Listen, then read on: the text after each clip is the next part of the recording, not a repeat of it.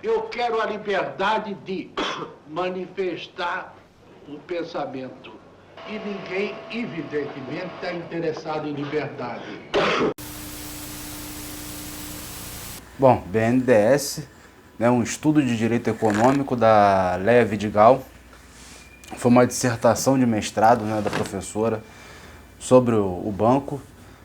Eu queria fazer a resenha, enfim, por ser um livro que para mim é muito importante, né, um trabalho muito importante, que o BNDES fica às vezes numa zona um pouco obscura, né, sem um debate.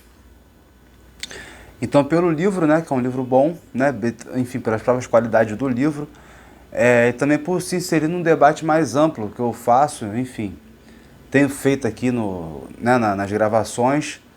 Foi objeto de uma aula minha na Federal de Uberlândia, foi durante a pandemia. Tem um link para a aula, né, ver se eu disponibilizo na descrição, que no caso foi sobre a criação do Banco Nacional nos Estados Unidos, né? Foi dali que nasceu o impulso de industrialização americano, primeiro com o Hamilton, né, o primeiro Banco Nacional, e depois com o Nicholas Beetle, que foi o diretor do segundo Banco Nacional, na presidência do Monroe. Enfim, essa facção republicana, né, que foi hegemônica, principalmente a partir do Lincoln, né, até assassinarem depois o McKinley, né, assassinam o Garfield, assassinam todo mundo, né, o Lincoln também, todo mundo vai sendo assassinado. E a Partido Democrata, que era aquele partido, né, democracia americana, que é liberalismo mais escravidão, acaba tomando conta do poder nos Estados Unidos, né, tem uma reversão de política, tem a invasão a Cuba, né, aquele problema lá, já no fim do século XIX, e aí já os Estados Unidos virando os Estados Unidos que a gente conhece hoje.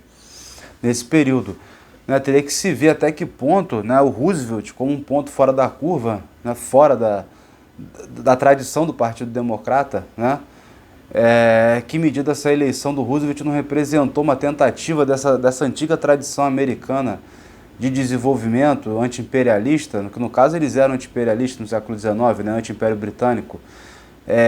Como é que essa tradição que deveria estar viva ainda ali no comecinho do século XX, acabou por eleger o Roosevelt também, né, tem que se analisar o outro lado da questão, também em resposta à Revolução Russa, né, porque, enfim, desenvolvimento industrial, científico, tecnológico começando, os Estados Unidos, né, numa encrenca danada, numa crise, né, financeira imensa. E você vê que o Banco Central nos Estados Unidos foi criado em 1913, numa noite de Natal, né, 24 para 25. Tinha 3 congressistas só, que era o mínimo permitido por lei, e aí eles aprovaram a criação do Banco Central. E o debate é esse, né? Seria um banco central ou um banco nacional, né? Para poder gerir o investimento público, né? O crédito público. Então, se você tem um banco nacional voltado, direcionado ao crédito, sob a autoridade, né, do executivo, e também essas capilaridades, todos os bancos, né, municipais, bancos estaduais, submetidos a essa autoridade, sendo esses bancos estaduais e municipais públicos ou privados, pouco importa, não importa a orientação, né, do governo federal, e sempre, né, voltado para o crédito, né, para a estrutura física, produção física, diferente de um banco privado que vai especular, vai fazer, né, jogatina com o dinheiro dos outros. Então isso funciona numa outra ordem, né? Já na ordem eu acredito que na ordem que um cassino funciona, que esses outros jogos funcionam. Eu não vou nem te falar do jogo do bicho, né, que é uma coisa popular, mas é assim, né? Você quer fazer jogo, você vai para uma outra ordem, para um outro campo, entendeu? Agora, na hora do banco, do sistema bancário, do sistema de crédito, você tem esse ordenamento voltado, direcionado para indústria e para infraestrutura. Então é muito interessante, também no livro da professora Léa, que ela sempre coloca essa dualidade, né? Não é só a indústria, né? Não, é indústria e infraestrutura junto. Então, quando ela está falando de direito econômico, esse sistema regulatório, né, enfim, a economia passa a ser parte fundamental da política, né? Você tem um sequestro disso, ou desse discurso, ou desse modo de fazer pelo neoliberalismo aí no pós-guerra, mas isso é próprio das revoluções modernas, Em especial, se pegar o caso de novo dos Estados Unidos, a carta do banco, do primeiro Banco Nacional, que passou por uma margem apertada ali de votos, né, que regulamentou a taxação, os impostos, que permitiriam os Estados Unidos pagarem as dívidas de guerra. Eles pegaram um empréstimo com a Holanda, quitaram, né, as dívidas de guerra com as taxas alfandegárias e usaram esse sistema de crédito para poder deslanchar a produção, a produtividade no país. Isso sem usar ouro, né? Hoje a gente fala, vamos fugir do dólar, né? Mas no caso ali do século XIX era sair do ouro. Depois, quando teve o segundo Banco Nacional, com Nicolas Biro, foi proibido,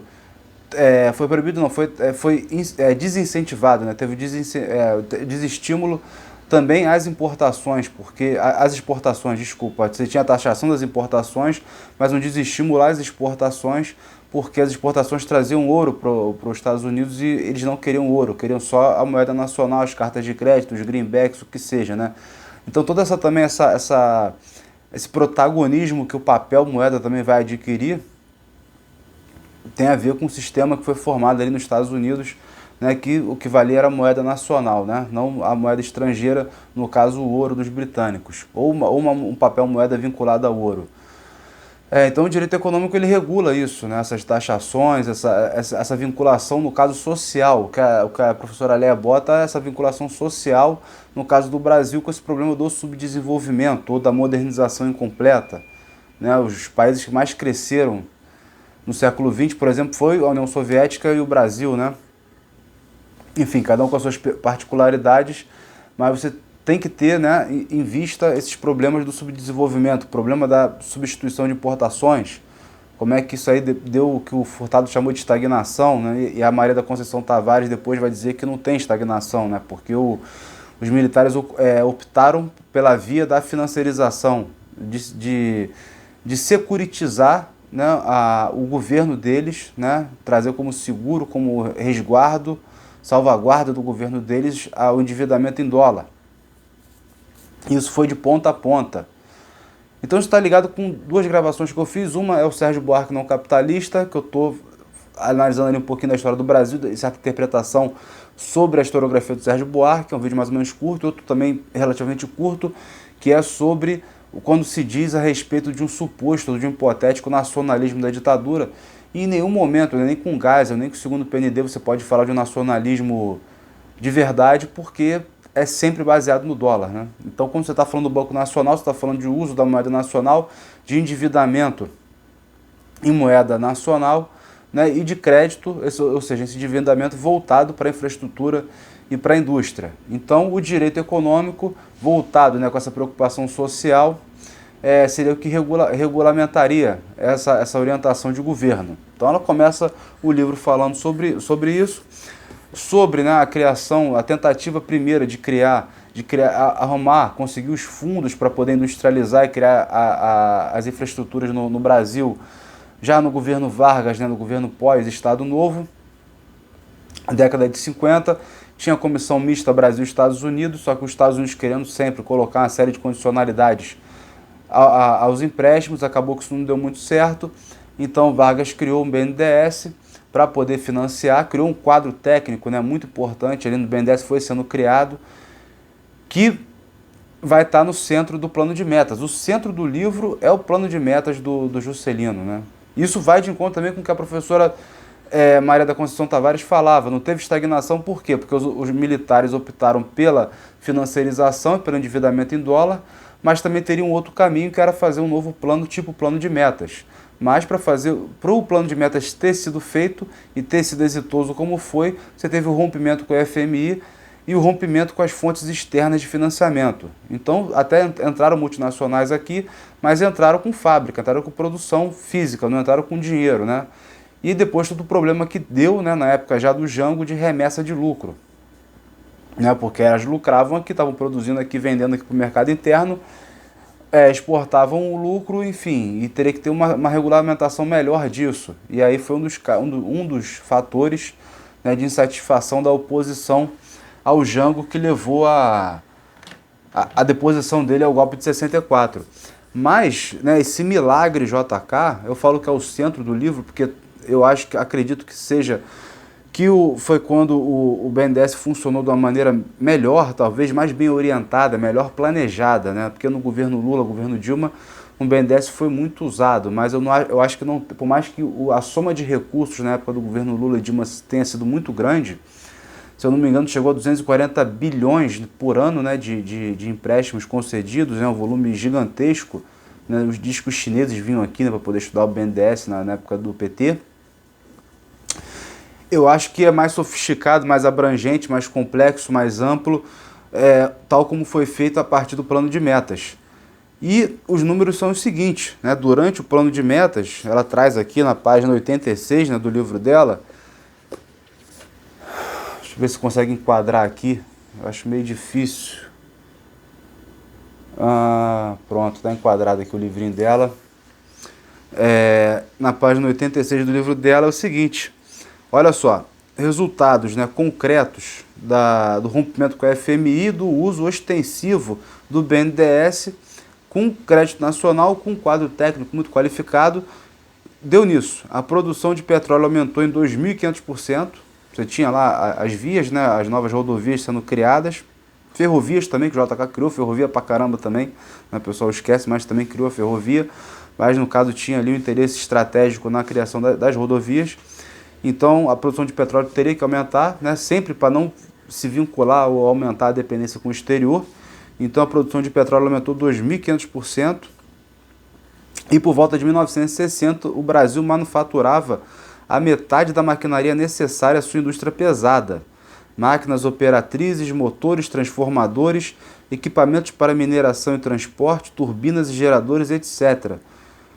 Ou seja, uma orientação totalmente diferente do que vai acontecer durante a ditadura militar, que eles tentam suplantar o papel central que o BNDES passa a exercer na história do país, né? Eles tentam de qualquer maneira colocar se não extinguir, mas pelo menos colocar o BNDES como algo secundário ou terciário ou no fim da fila para os bancos de investimento, né, e as empresas privadas, não importa se nacional ou estrangeiras, funcionarem. Então, se tinha um BNDES, era de uma maneira de tentar fazer, incentivar com que os bancos de investimento fossem protagonistas na história naquela história econômica do Brasil ali na época da ditadura. Se tinha muito estatal, era para as estatais também induzirem a empresa privada a funcionar de forma autônoma, ou seja, o Estado meio que ensaia, né, uma saída da economia.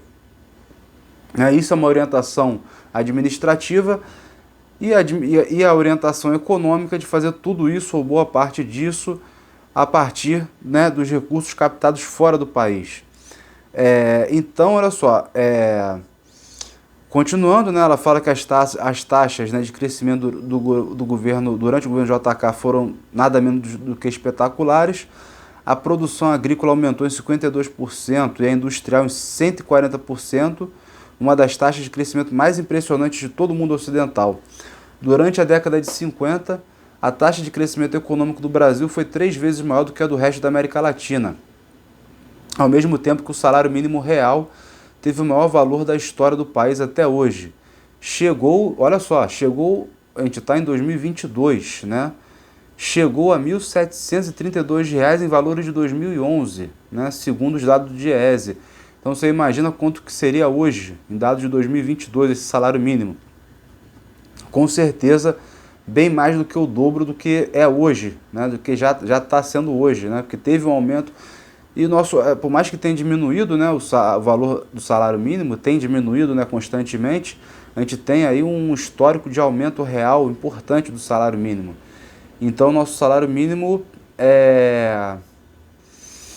enfim, ele não tá como estaria se tivesse só o governo de orientação neoliberal, né? Ele teve um aumento, um incremento, ou seja, ele é relativamente alto, eu acho, talvez para a média brasileira. Mas mesmo se ele ser alto numa média baixa, né, que é a média brasileira, ele seria incrivelmente mais alto, ou seja, talvez estivesse próximo aos dados do salário mínimo ideal, segundo o Diese, né, que acho que é 4, 5 mil reais, estaria próximo disso, caso fosse o salário mínimo da época do JK, né? Então, o BNDES foi, né, o demiurgo, no caso, realmente não da empresa privada, como vai ser depois com a ditadura, mas o demiurgo do desenvolvimento industrial, do desenvolvimento da infraestrutura e do desenvolvimento social, né? Apesar de não ter ainda, ser só BNDE, não ter ainda o S no nome. Então realmente o BNDES na época do Juscelino é uma coisa espetacular, tanto que o livro acaba com o programa JK-65, que era o programa de governo do JK para um segundo mandato, né? Um segundo mandato dele. E, enfim, isso tem que ser estudado, né? A Leia, ela participou da Comissão da Verdade de São Paulo, onde eles produziram a documentação que entendeu, né, que teve como conclusão que o Juscelino foi um assassinado político durante a ditadura, durante a Operação Condor, né? Enfim, isso tem que ser estudado, aqueles documentos, né, com mais vagar, tá aí, tá disponível, tá à venda e tudo mais, né? Um livro imenso cheio de documento. Tá aí a gente tem que fazer esse estudo ainda, né? Por que assassinaram o Juscelino? Era muito popular, né? A própria CIA, né? Tem os relatórios agora, né? Preocupado com a popularidade do Juscelino. E assassinam ele. A Comissão da Verdade de São Paulo coloca ele como assassinado político. A Comissão Nacional lá em Brasília não diz nem que sim, nem que não, muito pelo contrário, sobe no muro. Então tem uma indefinição. Aí a importância da gente se voltar, né, de novo nesses documentos e trabalhar em cima disso. A professora Léa, como trabalhou nessa Comissão da Verdade paulista, né, ela acabou tendo contato com esse documento perdido praticamente do plano de governo JK-65, que é um plano voltado para a área, para o agrícola, né, para o setor agrícola, que realmente já é um setor que estava precisando de atenção. O Jango mesmo é o cara que está ali falando, não, realmente o Vargas, né, deu uma importância grande ao operariado urbano, mas os trabalhadores do campo não foram atendidos. E o JK tinha isso em mente também, mas com a forma dele, com o jeito dele, que eu acho que é um jeito diferente, porque, por exemplo, o BNDES na época do plano trienal, na época do Jango, não tem atuação, né? Ele fica parado. Então você até pergunta, será que o plano trienal não deu certo porque não usaram o BNDES? Ou por ele não ter dado certo é que não usaram o BNDES, né? Não sei, de repente se tivesse articulado o banco e botado a efeito pelos poderes do executivo, sem depender tanto do legislativo, né? Para poder fazer os planos de governo, talvez o governo conseguisse, né, uma saída, né? Eu acho que é interessante pensar isso, porque realmente você depender muito do legislativo, você cai quase numa situação de parlamentarismo, sempre dependendo do legislativo para poder aprovar as coisas, é complicado, né? E você tem esse poder do executivo. Acho que a Revolução Americana é isso, né? É o poder do executivo. Você vai ver o Roosevelt, como ele fica um tempão no governo e consegue fazer lá, né, a retomada econômica que ele fez. O De Gaulle na França, a social-democracia na Alemanha. Hoje a China, você tem que ter uma continuidade de governo, né? O pessoal fala, hegemonia, o PT está sendo hegemônico muitos anos no poder. Mas você tem que ter uma continuidade de governo, uma continuidade de planejamento, de projetamento das coisas. Eu acho que o outro mérito do livro é falar sobre essa questão do planejamento, né? O BNDES como esse lugar do planejamento de longo prazo, para poder as coisas darem certo. Tem que ter um planejamento de longo prazo, né? E geralmente você tem um partido político, você tem alguém que vai ser o demiurgo aí dessa grande transformação.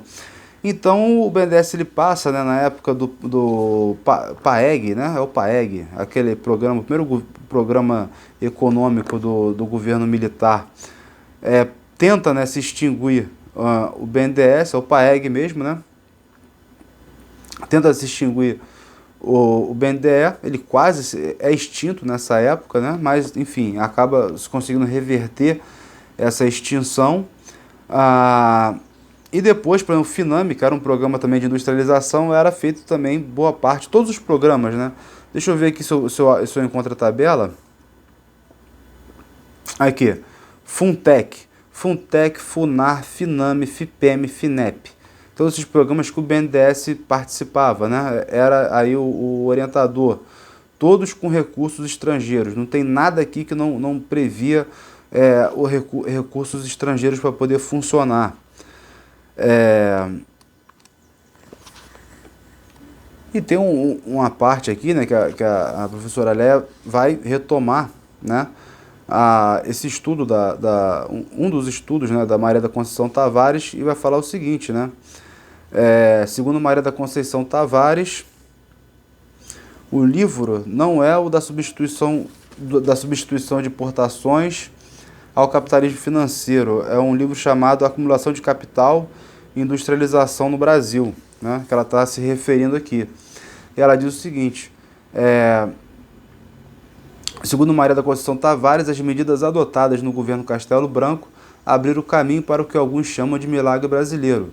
Para a autora, as reformas estruturais e institucionais permitiram que o governo militar promovesse um novo ciclo de expansão com a hegemonia das empresas estrangeiras e, contraditoriamente ao discurso oficial de primazia do setor privado, com ampliação cada vez maior da presença do Estado na economia.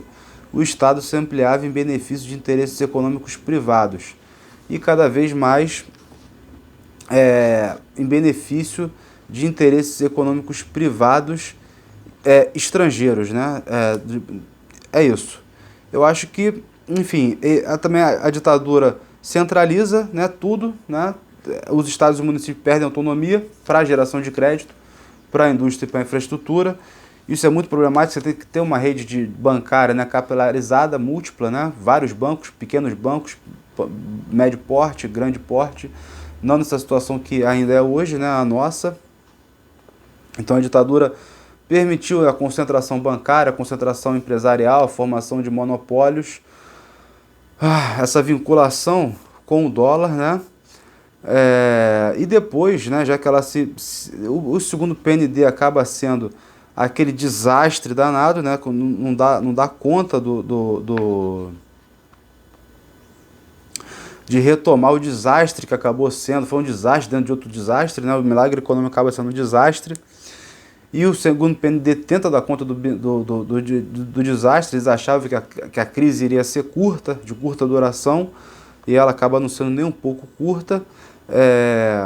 Então, de novo, né, o BNDES é usado no segundo PND para estímulo do setor privado nacional, enquanto as empresas estatais foram empurradas ao endividamento externo para conseguir executar os projetos previstos no plano. Então, de novo, você vê as estatais se endividando no estrangeiro, se endividando em dólar para tentar estimular o setor privado nacional. Ou seja, tudo isso é muito complicado, né? Toda essa questão do dólar e da criação de crédito,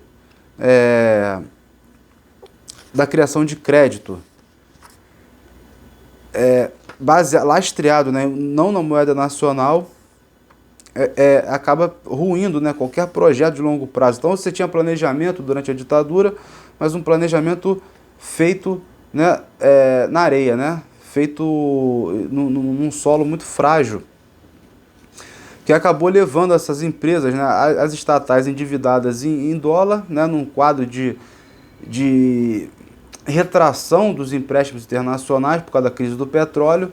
E depois as próprias empresas vão ter um problema da dívida, e aí o Estado assume a dívida das empresas, né? Transforma essa dívida externa das empresas, estatiza a dívida, essa dívida vira uma dívida interna, e toda a emissão de títulos da dívida poder dar conta dessas dívidas que a ditadura estava comprando, né? Pela loucura que eles acabaram criando, né?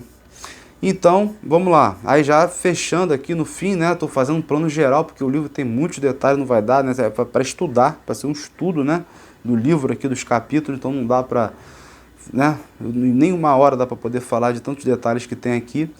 Mas aqui, página 178, que ela fala o seguinte: em 1982, o Brasil negociou acordo com o FMI para arcar com os compromissos externos e submete-se a ajustes ortodoxos, redução de investimentos públicos, maior permissividade à remessa de lucros para o exterior, corte de subsídios a mercadorias e serviços essenciais e novos congelamentos de salários. A partir de 1983, a política econômica seria explicitamente subordinada às condições impostas pelo FMI e ao gerenciamento da dívida externa. Então aqui a ditadura se acaba, né? Uma submissão total ao FMI. E a submissão total ao FMI é a lógica da década de 90, é a lógica do neoliberalismo, já com o governo, no caso, social-democrata. Então dá até para reler, né, o que o Roberto Schurz falou em plena ditadura, né, que a esquerda tinha ganho, né, o pensamento era predominante de esquerda apesar da ditadura. Então que tipo de pensamento de esquerda? Né? Que era o pensamento de esquerda do SEBRAP, que deu origem ao Schurz, né, a esse mundo encantado, maravilhoso, lunático que ele vive, né, da crítica literária que ele faz, crítica social que ele faz também, deu origem ao Fernando Henrique, deu origem ao Gianotti, por exemplo, que era economista da Marina, lá junto com o Itaú, né, aquela loucura do Gianotti, que eu não esqueço, não sei se foi em 10, se foi em 14, ele falou achando um problema o pobre comer carne, né, no governo Lula, porque não pode, porque a vaca peida, aí aumenta o efeito estufa, então o pobre tinha que deixar de comer carne. Isso era um programa de governo da Marina. Né? E esse cara aí do SEBRAP. Né? O SEBRAP é um problema, aí leva para outras gravações que eu fiz, que é a discussão do Roberto Schurz, a discussão da troca de soberania do ISEB, né, para a soberania do SEBRAP. Né? Então eu acho que num vínculo governamental institucional de quadro técnico, você tem esse eclipse do BNDES. A tentativa o tempo todo não consegue minar quando acontece a ditadura, quando dá um golpe, não consegue minar com o BNDES, porque realmente ele é muito importante, mas tentam o tempo inteiro trocar o BNDES pelos bancos de investimento e a empresa pública pela empresa privada. Criam empresas públicas para incentivar a empresa privada. Então eu fico de cara, né? Mesmo com o Geisel vai se destacar como empregado do Café Filho, ou seja, pós-Estado Novo, vai ser um dos criadores do War College brasileiro, que é a Escola Superior de Guerra, é alguém que está dentro da Operação Condor, é alguém profundamente reacionário que tentou um plano fracassado, seguindo de maneira diferente as mesmas premissas do primeiro PND e do PAEG, que é o endividamento externo, um plano fracassado que supostamente ele seria estatista. Então você não consegue ver na ditadura nada que seja nacionalista, ou uma tradição varguista. A tradição varguista está no Getúlio, né? Acho que isso aí... tradição varguista está no JK, está no Juscelino, né? É o Vargas Burguês, é o último aí dessa longa tradição, que consegue fazer realmente uma coisa bem grande. Né? E aí chega a época liberal, década de 80, 90, o BNDES vai encolhendo de tamanho, vai funcionando cada vez mais como um banco privado, ou seja, com menos recursos e financiando empréstimos de menos longa duração, de prazo mais curto, para virar um fiador das privatizações depois do Fernando Henrique. Né? O BNDES financiava as privatizações, recebia em troca títulos podres, ou seja, levava beiço. Aí sim o BNDES levou prejuízo, né, com o FHC. E o problema de como se deu o BNDES durante o governo do PT, que teve essa alocação de recursos gigantescas, muito para as chamadas políticas, para a política, né, é muita informação, desculpa. Para a política dos campeões nacionais. E o problema, né, pelo menos que eu via na época, né, falando, cara, por que o BNDES não tem ramificação nas cidades pequenas, né, um microcrédito, pequeno crédito? Né, você tem que, eu lembro de um amigo que ganhou um edital X, sei lá, enfim, precisava de R$1 milhão, né, para poder comprar equipamento, ele nem ganhar dinheiro, né, ele tinha R$0, ganhou o edital de R$1 milhão, e aí ele teria que pagar esse R$1 milhão para no outro ano ganhar dinheiro. Enfim, ele conseguiu acho que 10 mil pelo BNDES, sendo que ele estava lá com o contrato público de R$1 milhão. Foi se endividar no Itaú, ou seja, ele se ferrou, né? No caso ele se ferrou, mas pô, o BNDES seria o lugar, ou algum outro banco, né, que estaria sob a autoridade de um banco nacional, né? E esquece o Banco Central. O Banco Central é uma coisa do Império Britânico, é uma coisa que vão colocar nos Estados Unidos já no século XX, tardiamente, e vai virar uma mania, mas esse Banco Central poderia ser extinto, e se eu ter um banco nacional que orientasse para o crédito, como eu estou falando aqui. Acho que esse é o objetivo do vídeo, no caso, né? De trazer esse livro para essa discussão, seria essa. Bom, então, para finalizar, é o seguinte, né? Como eu estou falando sobre o tema aqui pela primeira vez, enfim, é muita informação, não dá para ficar também ensaiando, gravando, desgravando, né? Não estou dando aula, sou professor de história, tá, mas não vou dar aula de BNDES, tá certo? Sou professor de literatura também, mas não vou dar aula sobre BNDES. Então é uma coisa que a gente fala em passant e tal, não especificamente. Então muita coisa que eu faço aqui também é meio que uma experimentação, né? Por isso que eu falo que aqui tem meio que um formato de quase live, né? Praticamente. Então tem muitos erros, né? Eu também não tenho tempo para ficar editando, nem para ficar regravando. Então desculpa, né? Qualquer coisa aí, eu entupi de informação, mas segui a linha. Não deu para pegar para e pegar 300 anotações que eu fiz no livro, né? Segunda vez que eu leio, porque... não dá, é muita coisa, né? Então acho que 30 minutos está no formato interessante para se apresentar o livro. É isso. Eu falo sempre pro pessoal ver a playlist, ver o histórico aí já de programas publicados, né? A playlist é bom que elas estão organizadas, isso no YouTube, quem está no stream não consegue ver porque não dá para organizar em playlist. Mas ver o histórico, ver se acha interessante. Isso aqui está seguindo, né, como eu falei, quando eu falei sobre sobre o hipotético nacionalismo da ditadura militar, que foi um programa, o outro Sérgio Buarque não capitalista, são ligações diretas desse programa, né, como se fossem continuidades, e ligações indiretas são os que eu gravei a respeito do Roberto Schurz, do Izeb Sebrap e do João Rufino dos Santos, que é o cara do Izeb, né, que está na playlist da Tarefa do Crítico, ou seja, está dentro do contexto geral aqui de discussões que eu faço. Então, quem achar interessante aí, se inscreve, né? Pode comentar, tudo mais, vamos, né? Conversar, sempre legal quando tem os comentários. Enfim, tem um Pix, né? Um dia que eu receber R$2 de Pix, eu vou ficar muito feliz. Eu aviso aqui, vou falar, pô, acho que eu atingi meu objetivo como canal, receber 2 contos de Pix. Tá bom? Mas vamos trabalhando e fazendo as coisas. Abraço.